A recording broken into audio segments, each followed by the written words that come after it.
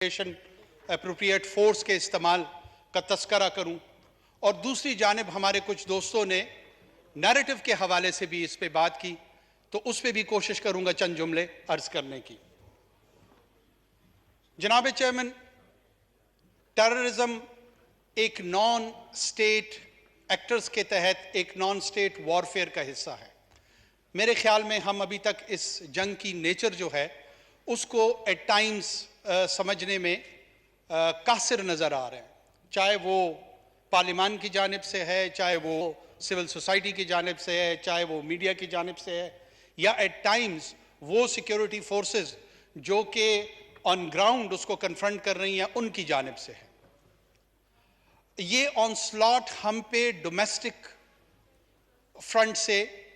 Unleash ہوا ہے۔ جناب چیئرمین، ہندوستان ہم پہ حملہ آور نہیں ہوا، چائنا ہم پہ حملہ آور نہیں ہوا، افغانستان کی ریاست ہم پہ حملہ آور نہیں ہوئی، ایران کی ریاست ہم پہ حملہ آور نہیں ہوئی، نہ یورپین یونین نے برسلز میں ڈیسائیڈ کر کے میزائلز ہم پہ فائر کیے۔ یہ ہماری اپنی پاپولیشن کے سکیوڈ ویوز رکھنے والے چند عناصر ہیں جو نان سٹیٹ ایکٹرز کی صورت میں ہم پہ حملہ آور ہوئے، اور ہمارا رسپانس میکانزم جس کو ہم ریاست، یہ لفظ بار بار تواتر کے ساتھ ہم استعمال کرتے ہیں، بنیادی طور پہ ریاست کیا ہے؟ یہ اجماع ان افراد کا ہے جنہوں نے چند اداروں کے اختیار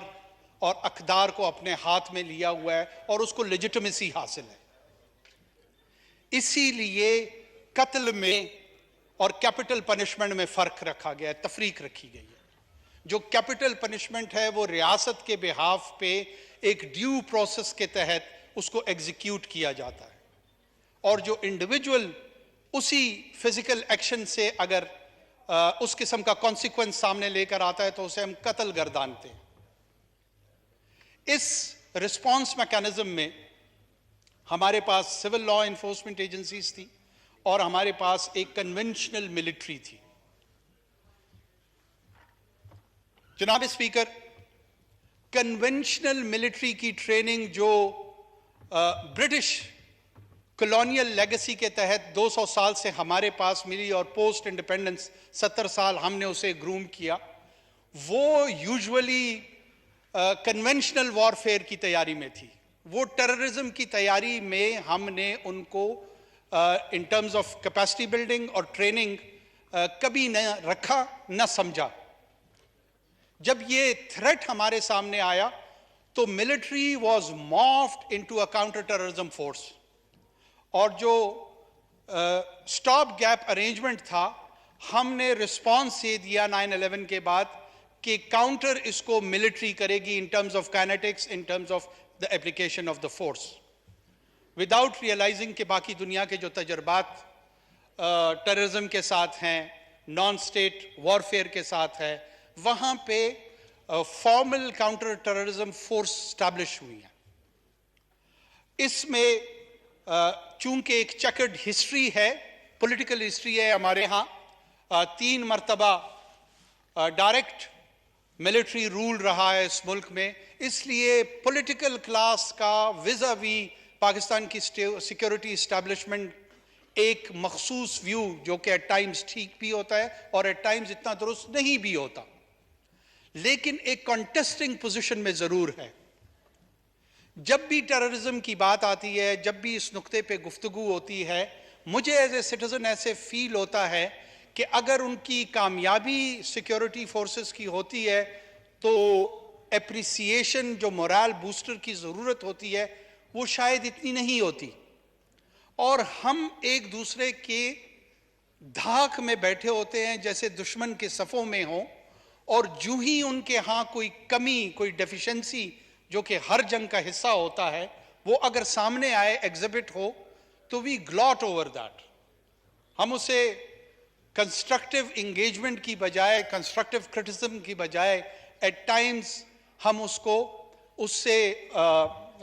انگریزی میں گلاٹ اوور ہی کہتے ہیں، اور مستفید تو خیر اس کی اردو نہیں ہوگی، لیکن ایک روحانی مسرت اس سے حاصل کرتے ہیں۔ یہ روحانی مسرت ہمیں مسئلے کے حل کی طرف نہیں لے جا رہی، یہ وقتی طور پہ باعث اطمینان تو ہو سکتا ہے، باعث حل نہیں ہے۔ جناب چیئرمین، اس فورم پہ ان کیمرہ سیشن کی بھی بات کچھ دوستوں نے، ہمارے سینئرز نے رکھی، ضرور ہونی چاہیے، تمام لوگوں کو بلانا چاہیے، لیکن یہ پریکٹس بھی کوئی نوویلٹی نہیں رکھتی ہے، یہ کوئی انوکھی بات نہیں ہے۔ یہ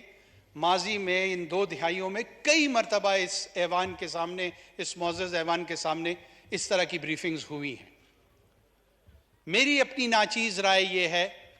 کہ انوویٹو انداز میں، امیجنیٹو اپلیکیشن کے تحت اب اوپن مائنڈ کے ساتھ اس گفتگو کو کرنے کا وقت آ گیا ہے۔ کیا ملٹری کاؤنٹر ٹیررزم فورس کے طور پہ ہم نے اس کو اپلائی کرنا ہے اور مزید اس کا استعمال کرنا ہے؟ ایسے دورانیے میں اگر کوئی ایکسٹرنل ملٹری ایڈونچر ہوتا ہے ہمارے ایسٹرن سائڈ سے یا کسی اور طرف سے، ایسٹرن سائڈ سے زیادہ اس کی پریزمپشن ہوتی ہے، تو ایسی صورتحال میں ہم کیا کریں گے؟ اس وقت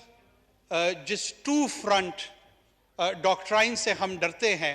کہیں ایسا نہ ہو کہ ہمارا ڈومیسٹک فرنٹ ہی سیکنڈ فرنٹ ثابت نہ ہو۔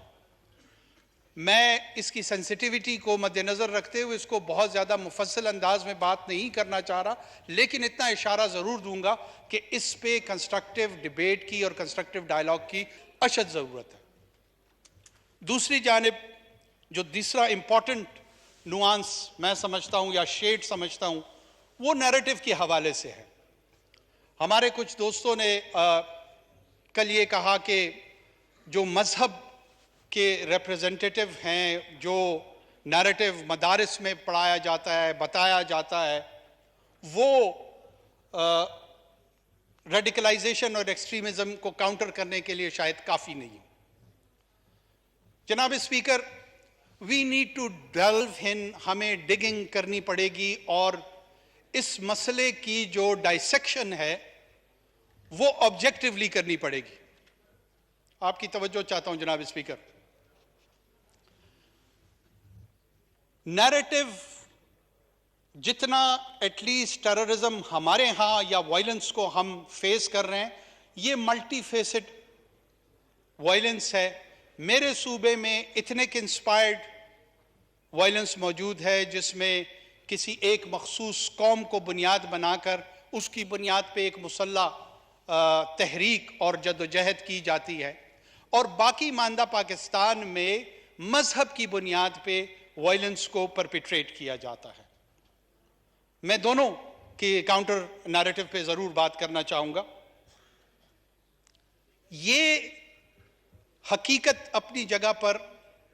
میرے خیال میں اسٹیبلشڈ ہے کہ جو لوگ ریلیجس انسپائرڈ وائلنس میں استعمال ہوتے ہیں، ان کے پاس مین سٹریم مذہب کی سند نہیں ہے۔ جو مین سٹریم سنی اور شیعہ اسلام ہے، حوزہ نجف جو کہ اہل تشیع میں روحانی طور پر